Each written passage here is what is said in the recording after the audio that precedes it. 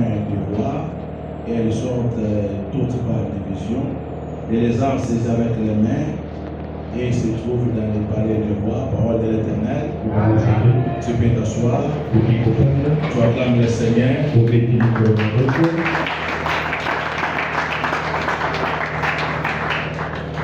Tu peux saluer ton voisin de la part aussi. Peut-être durant une semaine, vous n'êtes pas vu. Tu me vois, tu la vois maintenant, soit dans la joie, tu le salues. Est-ce que tu peux lui souhaiter les meilleures choses, les bonnes choses? Est-ce que tu peux lui souhaiter, tu veux la semaine, qu'elle nous bénisse, que cette semaine soit une semaine bénie pour toi, une bénie pleine de faveur et une semaine pleine de grâce. Tu le fais dans la joie. Les prophètes David dit, je suis dans la joie. Quand on me dit allons dans la maison, c'est-à-dire lui la joie chez lui à la maison, parce qu'il reçoit la nouvelle de venir visiter la maison de Dieu. Mais toi, tu es déjà dans la maison. Tu as toutes les raisons du monde d'être dans la joie. Amen. Est-ce que tu peux manifester encore la joie?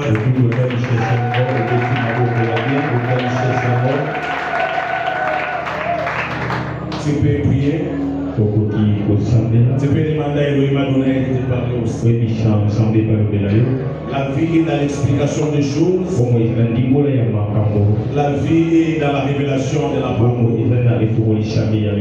Pas dans d'autres choses, mais dans la révélation de la parole. Prie que le Seigneur te donne la vie. Et que le Seigneur nous parle et nous prions. Auteur de la parole, maître d'éternelles circonstances. Yahweh sans pareil, Yahweh sans rival, Yahweh ni début ni commencement, Yahweh incréé, Yahweh qui existe par lui-même, Yahweh qui est la toute puissance. Nous te bénissons.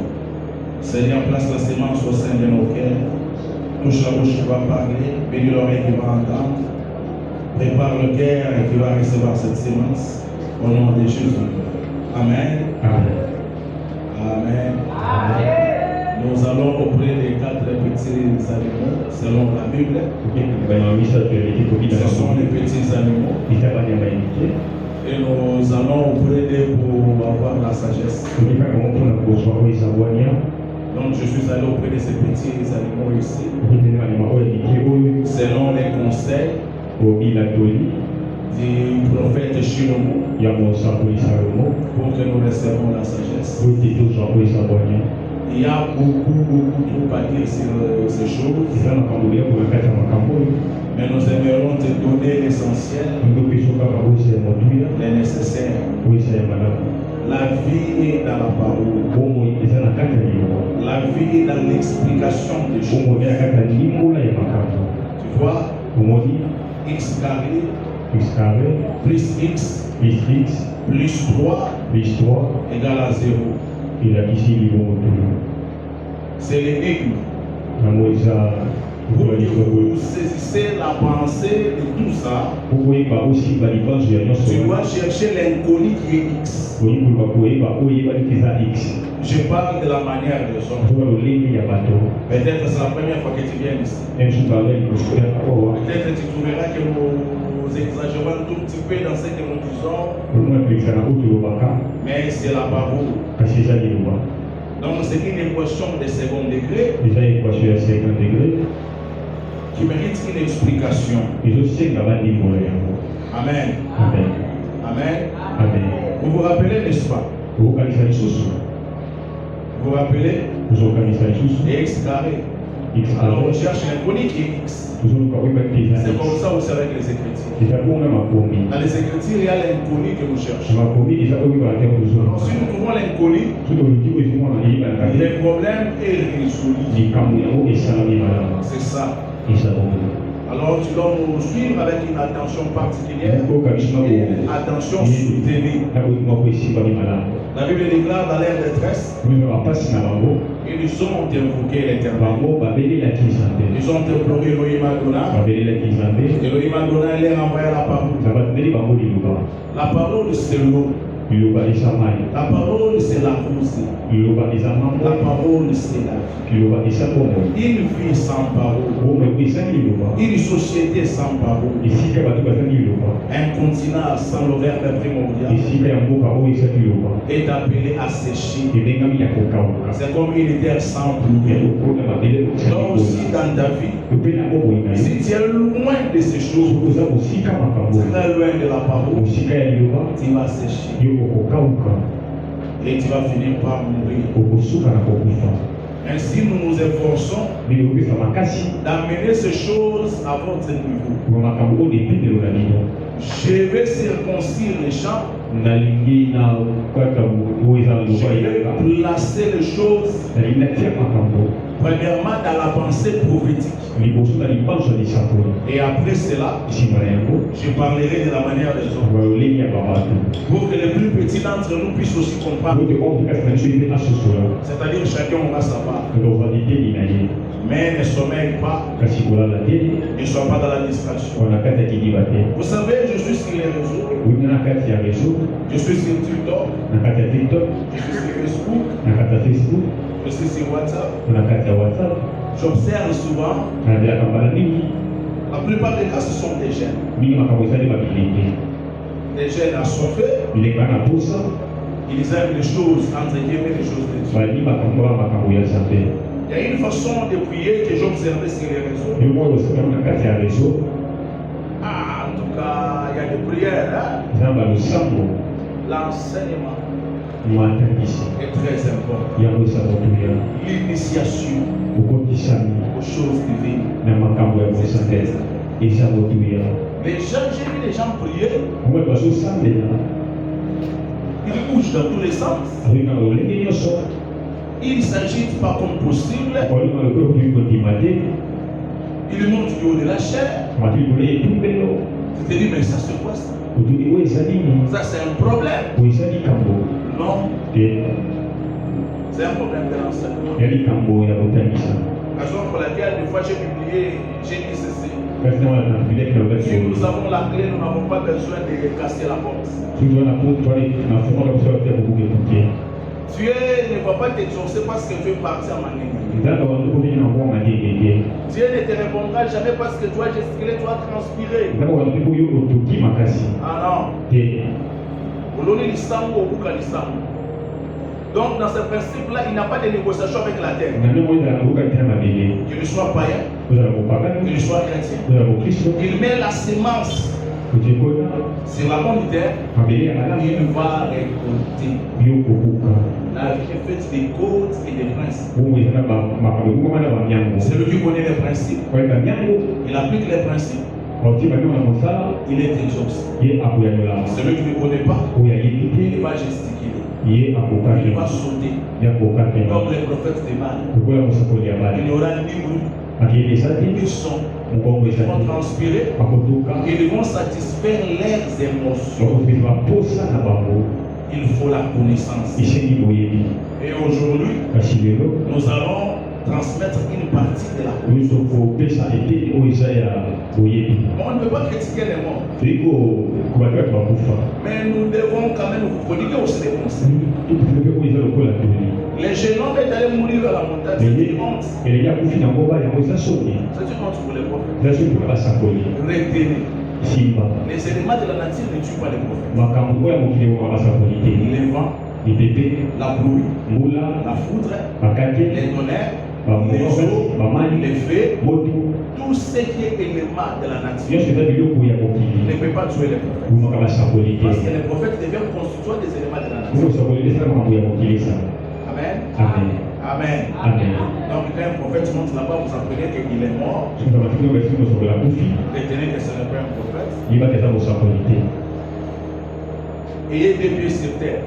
Ne soyez pas pressés. J'ai vu un autre là, je l'ai publié aussi. Sur les réseaux. Regardez mon époux. En train de réciter la prière de Salomon. Il n'est pas initié dans ces choses, mais quand même il le fait.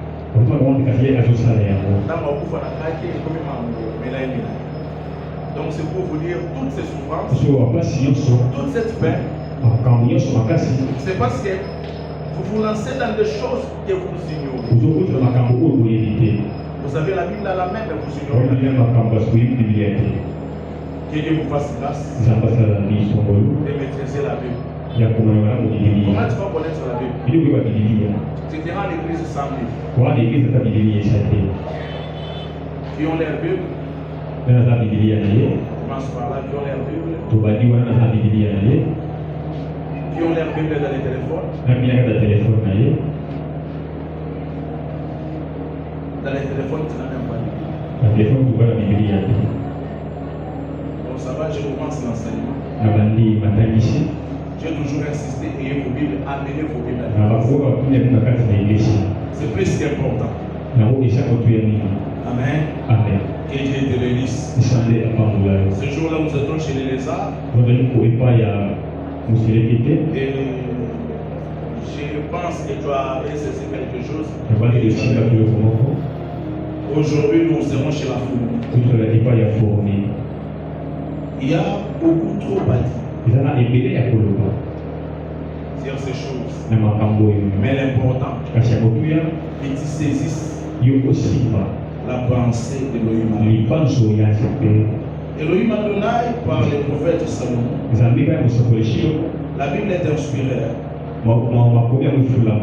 Alors il nous faut des prophètes pour expliquer ce. Il dit les fourmis peuplent sans force. Prépare à l'été leur nourriture. Amen.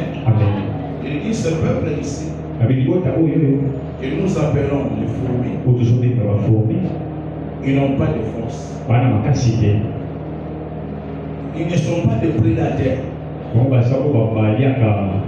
ne sont pas les plus redoutables dans la nation. Dans la faune, les fourmis ne sont pas les plus forts. Il ne faut même pas peur. C'est parmi les fragiles dans la forme, c'est-à-dire parmi les animaux, les fourmis sont parmi les faibles.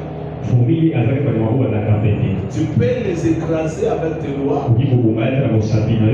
Tu peux faire de la fourmi ce que toi tu veux. Mais le prophète Shlomo, il dit cependant, les fourmis préparent en été les nourritures.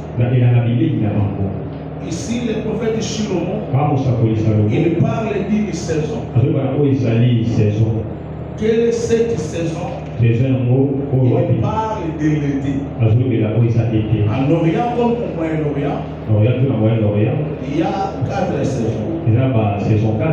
Nous, en Afrique, particulièrement en RDC, nous avons des saisons.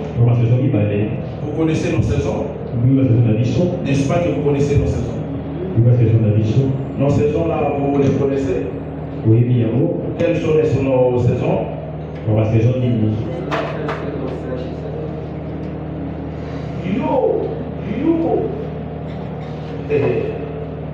Non, nous avons combien de saisons? Toujours, nous avons combien de saisons?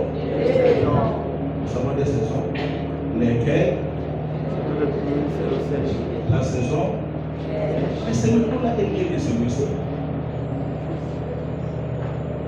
Oh. Là, quand je vais chercher, quand vous là, le bien.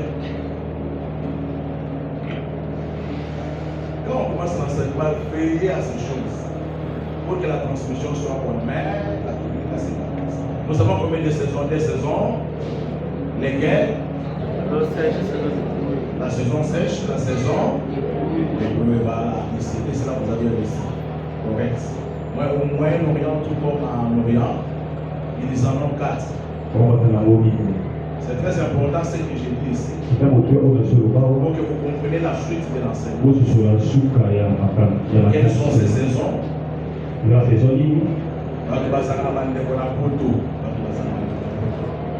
Combien de saisons? 4 saisons. Lesquelles? Quelles sont ces saisons? Printemps, été, l'hiver, quoi? Automne. Donc nous avons 4 saisons. Printemps, l'été, après l'été, l'automne. Après l'automne, l'hiver. Est-ce qu'on donne la révolution hiver? N'est-ce pas ça? Hein? Ou bien nous nous trompons? On commence avec la saison du printemps. Après le printemps, nous avons l'été. Après l'été, nous avons l'automne. Après l'automne, nous avons l'hiver. Alors, voilà. Yo, nous avons terminé la classe. Nous répétons alors, c'est très important. Nous répétons. Nous disons au moins nous rien. Parce que ici, c'est lui qui dit ces choses. Il est roi en Israël. Est-ce que ça va? Il est roi en Israël. C'est-à-dire qu'il observe les saisons en Israël. Pour comprendre ces choses, nous devons avoir une meilleure compréhension des saisons en Israël. Alors nous devons situer Israël géographique. Oui, à l'Orient là-bas, ils ont 4 saisons. La saison du printemps, la saison d'été, la saison d'automne et la saison d'hiver. La saison d'hiver. Voilà. Maintenant, le prophète du Shlomo, quand il parle des fourmis, il a remarqué quelque chose. La fourmi n'est pas forte. La fourmi n'est pas puissante. La fourmi n'est pas redoutable. Mais la fourmi a une particularité. La fourmi, il observe les temps. La fourmi, il a une maîtrise des saisons. Et la fourmi, il sait anticiper. Quand l'été s'élève, quand la saison d'été se présente, la fourmi s'est dit pour elle. Et cette saison, c'est une saison de opportunité. C'est une saison de visitation. C'est une saison durant laquelle tout est facile. Tout marche pour la vie. Et touche les braises. Ça marche. Qu'il débute un petit commerce. Ça marche. Qu'il entretient une petite relation. Ça aboutit. La fourmi comprend que cette saison d'été, c'est ma saison. Comme c'est ma saison, je peux en profiter. Mais la fourmi, elle est intelligente. La fourmi s'est dit au fond de elle, aucune saison ne reste éternelle. Une saison ne demeure pour Dieu. La saison de la visitation, la saison de l'été, la saison qui se présente, la saison où, durant laquelle tout le monde m'acclame, la saison où, durant laquelle tout le monde m'apprécie, pour dire je suis la plus belle, je suis le plus beau, c'est devenu je suis l'homme élégant, c'est moi qui sais parler. Tout le monde veut me voir. Tout le monde veut parler. Je ne peux pas ce qu'il n'aperçoit. Une pensée qui monte au fond de la foule. C'est que tout sous le soleil est passager. La beauté d'aujourd'hui va passer. L'intelligence va passer. Les forts d'aujourd'hui deviendront les faibles. Les redoutables Kamaï. Il avait Kinakati. Il avait tout. Vous ne pouvez pas parler de cet homme de n'importe quelle manière. Mais aujourd'hui, il est devenu le plus faible des hommes. C'est-à-dire la température des hommes. Sous le soleil, il y a les hauts et les bas. Mais qu'est fait quand les opportunités se présentent? Qu'est fait quand les occasions se multiplient? la visitation de c'est là que le prophète Shilo nous dit ceci.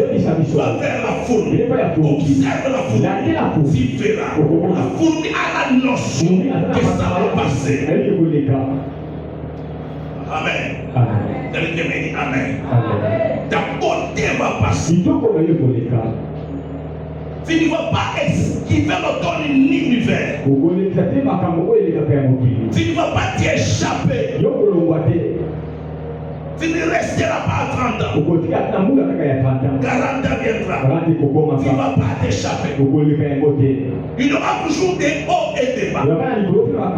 Mais qu'est-ce que la fourmi fait? La fourmi saisit l'opportunité. Il anticipe les combats futurs, les combats à venir. La fourmi remporte la victoire aujourd'hui. Amen. Amen. Ceux qui n'ont rien de l'eau n'a rien à bomba, c'est ça. C'est ça. J'aimerais que tu sois avec eux. Il s'est revenu me voir pour un problème de mariage. C'est là j'ai avancé. Je parle avec elle. Et l'esprit me dit, si tu savais combien de fois elle a été visitée. Si tu savais combien de fois nous avons envoyé des hommes sur ça.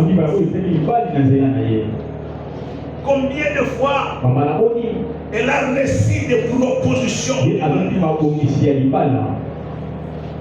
Combien de fois on a dit à celle qui sert que je vais l'aider. Combien de fois on a dit à celle qui sert que je vais t'épouser. Et combien de fois elle a refusé.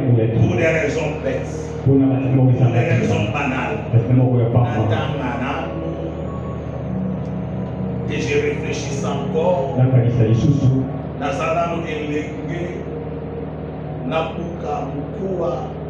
Ne pense pas que les opportunités ne vont te venir chez toi.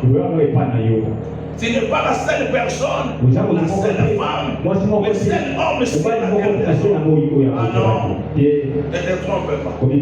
Sous le soleil, il y a aussi d'autres personnes. Moi, il a la nambo moko. Il a mon rappel dans la mousse. À chacun son tour. Si l'Éternel te visite, c'est ici l'opportunité. Quand c'est ton tour, c'est ici l'occasion. Sinon hier, sinon demain, le lendemain, peut-être ça ne sera pas favorable. Peut-être que ça ne sera pas pour nous. Tout le monde acclame Raïs, Raïs, Raïs. Qui l'acclame aujourd'hui? Mama Waro, Olivier, Mobutu c'est qui parle de nous. Dans le monde du théâtre de Makoki, on parlait de Ngadia Diangadios. Est-ce que cette génération connaît Ngadia Diangadios? C'est fini. La page est tournée. Quel fait-il de ta visitation? Quel fait-il de ton petit $, de ton petit 50 francs que tu reçois? Sache que demain, les 50 francs ne viendront pas. Parce que demain, ça sera l'hiver. Demain, ça sera la sécheresse. Ne te dis pas qu'il y a des sous-sous. Parce que toi, tu ne connais pas le futur. Toi, tu ne connais pas l'avenir. Qui t'a dit qu'il y a des sous-sous? Saisis chaque occasion comme c'est l'éternel. Saisis chaque opportunité comme si c'était la fin des temps. Parce qu'on ne sait jamais. Ne te dis pas lamba nadia lelo na kuka lelo. Maman, lamba nadia lelo. Ça va, mais l'obi ola lanza. Parce que l'obi poya et tout la permission à l'autre. Les jours qui s'élèveront, ils peuvent être mauvais, ils peuvent être tendres, mais ça ne va pas dépendre de ta volonté. Amen. Amen. Ah oui, c'est ça. C'est ça. $10 il y a la bouquette. $1 il y a la bouquette. $1 million après ça va la bouquette. Ça dépend de l'utilisateur. Tu vois les millions là que tu trouves que c'est beaucoup là. Chez l'autre là, ce n'est pas beaucoup. Il a des travailleurs qu'il doit payer. Il a des charges qu'il doit supporter. Donc quand il regarde un million, il se dit, ah bon, pour te boyer, quoi, c'est belé. Non, faut t'abandonner. Comment je vais engager les dépenses? Il s'est dit, mais on a faillite, mais il a 1 million.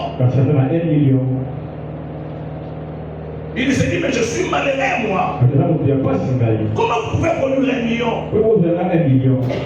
Mais l'autre là-bas, quand il a son petit $20, il dit, ah, gloire au Seigneur. Il dit, gloire à Dieu. Aujourd'hui, le Seigneur m'a visité. La journée, elle sera merveilleuse. La journée, elle sera tellement bonne. Ah oui.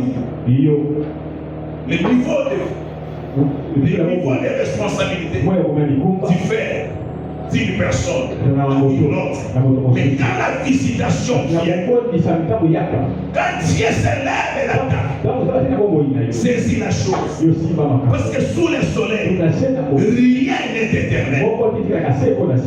Rien. Rien ne te trompe pas. Ne te trompe pas. Ça dépend des temps et des circonstances. Le plus fort des rois peut être renversé. Les royaumes les plus redoutables sont tombés dans ce jour. Alexandre le Grand est tombé comme du n'importe. Un guerrier redoutable puissant quand il s'élève le monde d'Israël. Adolf Hitler, il a conquéri le monde. Mais un jour, Adolf fait tomber. Il ne reste éternel. Sache comment tu peux t'aider. Amen. Quand la fourmi s'engage, le fourmi, il épargne la nourriture. Parce qu'il sait qu'après l'été, il y aura l'automne. Après l'automne, il y aura l'hiver. Pendant l'hiver, je vous assure que le roi lion, il va mourir en famille. Pendant l'hiver, le lopin qui est redoutable, un chasseur redoutable, comme le lopin, il va mourir en famille. Certains animaux vont entrer en ce qu'on appelle l'hibernation. C'est-à-dire qu'ils vont baisser leur température. Ils vont entrer dans la dimension de l'hypothermie. C'est-à-dire la température va tellement baisser pour survivre à l'hiver. Chaque animal va se retirer, va s'éclipser. Les éléphants vont mourir. Mais les fourmis ne vont pas mourir. Fourmis et vont servir. Pourquoi? Parce qu'il s'est préparé. Il s'est préparé quand? Pendant l'été. L'été c'est quoi? Quand je vais vous expliquer quelque chose, vous savez, le printemps. Le printemps vient avec la pluie. Le printemps, c'est le premier. Donc, premier temps, premier mois, première saison. Par exemple, on dit printemps. Le printemps vient avec la pluie. Elle prépare la terre. Elle prépare la terre. Pendant l'été, les arbres commencent à bourgeonner. Nous avons des fruits. Nous avons des fruits. Nous avons toutes ces choses-là. Et après cette période-là, nous avons cette période que nous appelons l'octobre. L'octobre, c'est la période de la moisson ou de la récolte. Après la moisson, après cette période-là,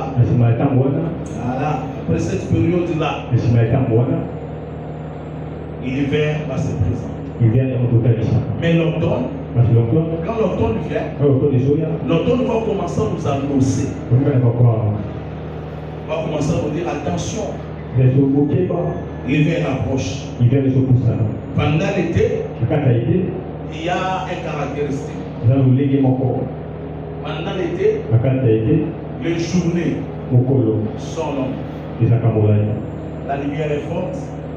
Il y a une clarté remarquable. Mais au fur et à mesure que nous nous approchons vers l'octobre, les jours commencent à se raccourcir. Les journées ne sont plus très longues. Et les jours commencent à devenir un peu sombres. Le soleil commence à se cacher. Dès que nous arrivons à l'hiver, les jours deviennent encore de plus en plus courts. Les journées durent longtemps. La lumière commence à se faire rare. Dès qu'il est 15 heures, vous remarquez comme si vous êtes déjà dans la soirée. Dès qu'il est 17 heures, vous constatez que vraiment c'est la nuit. Oh, c'est 17 heures. C'est pour ça l'hiver. Maintenant, en Israël, le printemps, c'est entre le mois de mars et avril. C'est le premier mois, le mois que nous appelons le mois de Pécha.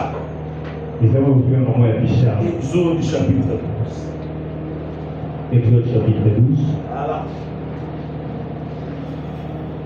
Commence à partir du premier verset. Exode chapitre 12, verset 1. Posons quelques bases prophétiques. C'est vraiment important pour que vous compreniez ces choses. Exode chapitre 12, verset 1. Dans la vie, cesse de penser que toi tu es toi-même. Tu penses que les hommes d'ailleurs pour la non, non, non. Non. Ça va, on y va. L'Éternel dit à Moïse et à Aaron dans le pays d'Égypte, ce mois-ci sera pour vous le premier des mois. Voilà. Ce mois-ci sera pour vous le premier des mois. Parce que vous savez poser la Bible. Maintenant, on est tiré ça, on a vu le beau ça. Ça va. Lucas Mobola. Maintenant, pour la français, va le venir. Tout le temps,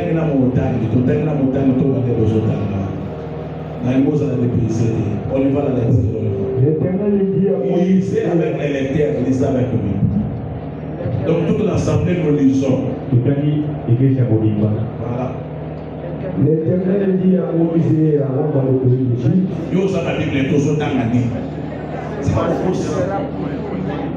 Ça va, on y va. Ce mois-ci sera pour vous le premier des mois. Il sera pour vous le premier des mois de l'année. Parlez à toute l'assemblée d'Israël et dites, le 10e jour de ce mois, on prendra un agneau pour chaque famille, un agneau pour chaque maison. L'Éternel dit à Moïse et à Aaron dans le pays d'Égypte, ce mois-ci sera pour vous le premier des mois, il sera pour vous le premier des mois de l'année. Parlez à toute l'assemblée d'Israël et dites, le 10e jour de ce mois, on prendra un agneau pour chaque famille, un agneau pour chaque maison. Si la maison est trop peu nombreuse pour un agneau, on le prendra avec son plus proche voisin. Selon le nombre de personnes, vous compterez pour cet agneau d'après ce que chacun peut manger. Ce sera un agneau sans défaut, mâle, âgé d'un an. Vous pourrez prendre un agneau ou un chevreau. Verset 6.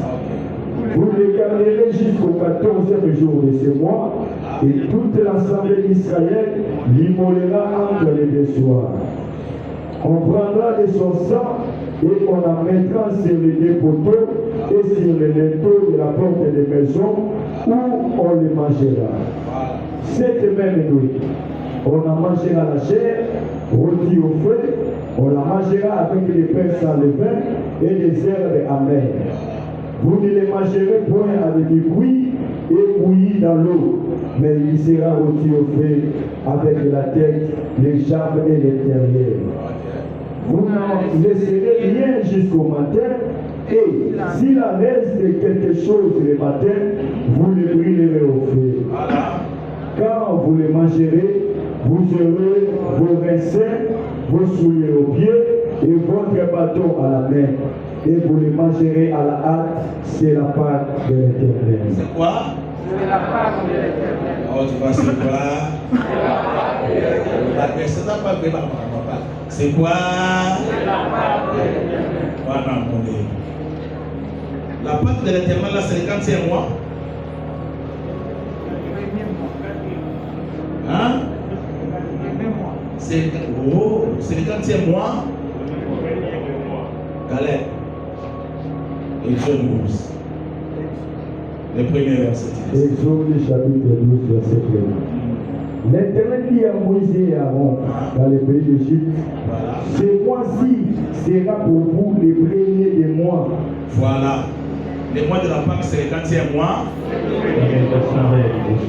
C'est le premier. Vous êtes à l'aise, c'est le 40e mois.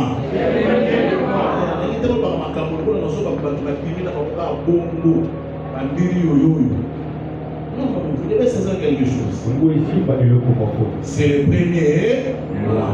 Maintenant, dans notre calendrier grégorien, les calendriers que vous avez à la maison, le premier mois, c'est le mois de janvier. Mais dans ces calendriers-là, les calendriers juifs là, le premier mois, c'est entre mars et avril. Ça va? Ça va? Oh, je vous ai dit que la première saison, c'est le printemps. Vous n'avez pas oublié, n'est-ce pas? Vous n'avez pas oublié. C'est-à-dire la saison du printemps correspond avec le mois de la Pâque. Amen. Je suis en train de porter les jalons comme un prophète. C'est-à-dire pour comprendre le printemps dans la pensée de Dieu, dans la pensée divine, nous devons localiser le premier mois. Et pour localiser le premier mois, ce qui définit le premier mois, qui explique le premier mois, c'est la Pâque. Oh, la Pâque, c'est la mort de l'agneau. Est-ce que ça va? Est-ce que jusque-là ça va? Ça va? Dans la saison de la printemps. Donc ça correspond avec les mois de la Pâque. La Pâque, c'est la mort de l'agneau. N'est-ce pas ça? Et la Bible dit ceci. Cet agneau devait être gardé 4 jours. C'est-à-dire du 10e au 14e. Ça va? Alors le 14e jour, on immole, on tue l'agneau parce que c'est votre Pâque. C'est votre péché. Pourquoi cet agneau doit être immolé le 14e? Pourquoi il doit être gardé pendant 4 jours? Vous devez saisir et comprendre ces choses.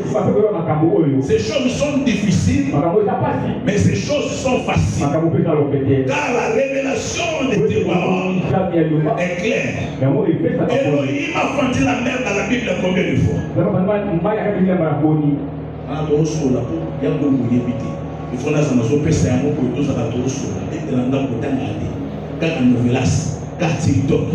il faut profiter de vendre. Nous avons dans la Bible, combien de fois? Il y a Moïse. Moïse. Papa Jean-Pierre, donc il y a Moïse. Après Moïse, il y a Josué. Moïse, il y a Josué. Hein? Après Moïse, il y a Josué. Josué père à Kabola Maria, mais il n'a pas sacrificateur. C'était le Jourdain, n'est-ce pas? Après il y a Josué, il y a Élie. Hein? Il y a Élie. Élie a eu manteau d'ailleurs. Les Jourdains toujours. On prend son manteau. Est-ce que vous en avez? Mais le problème c'est que toi tu ne lis pas. Ça va. Il prend son manteau, il frappe les joues.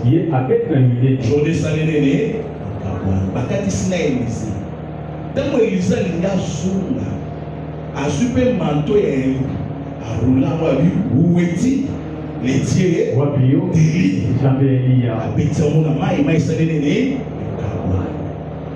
bon, la délication. L'Éternel a fendu la mer combien de fois dans la Bible? Combien de fois? Combien de fois? 4 fois, hein? Voilà, tu vois, mais pourquoi seulement 4 fois? Pourquoi on doit fendre la mer seulement 4 fois? Pourquoi on ne peut pas défendre 5 fois, 2 fois, 3 fois? J'explique ça. Et tu vas comprendre. Pourquoi on doit garder l'agneau 4 jours et attendre 4 jours pour lui mourir? Parce que pour expliquer l'agneau, il faut expliquer l'agneau dans 4 dimensions. Il faut garder la parole dans 4 profondeurs. L'apôtre Paul dit quand je viendrai voir vous, je vous parlerai soit par la doctrine, par la connaissance, je vous parlerai par la révélation. Est-ce que ça va? Ou bien je vous parlerai par la prophétie. Vendre les autres, c'est l'explication des choses. Maïe bombi nzela. Zela et ça, pourquoi on doit te donner l'explication? Alors l'Éternel explique la parole de 4 manières: par la doctrine, par la prophétie, par la révélation et par la prophétie aussi. Est-ce que ça va? Est-ce que ça va? Donc c'est moi ici, cette saison. Parce que la fourmi observe les saisons. La première saison que la fourmi observe, c'est la saison du printemps. C'est quoi la saison du printemps? La saison du printemps, c'est la saison de la mort de l'agneau. Amen. Est-ce que ça va? C'est-à-dire le printemps, c'est l'arrivée de Jésus.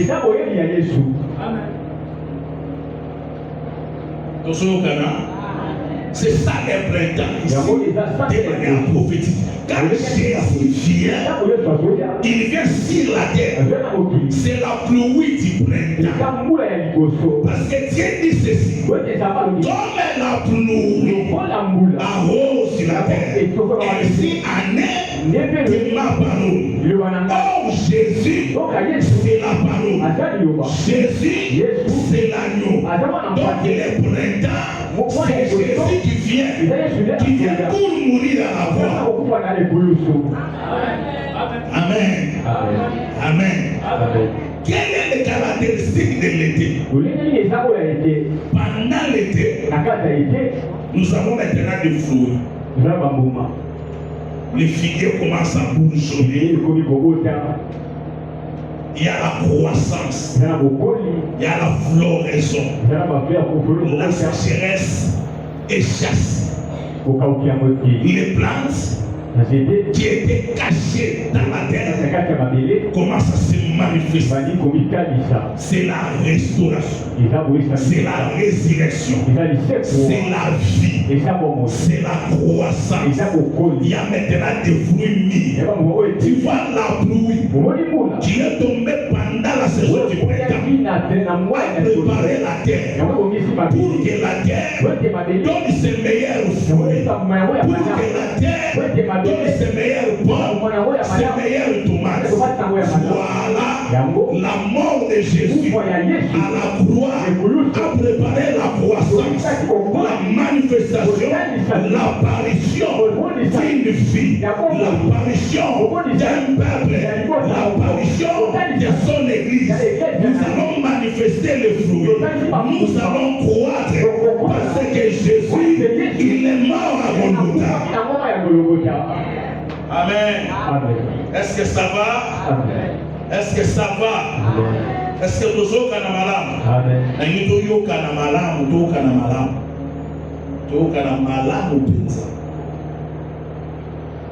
Awawa, na lobaki déjà na makambo ya géographie.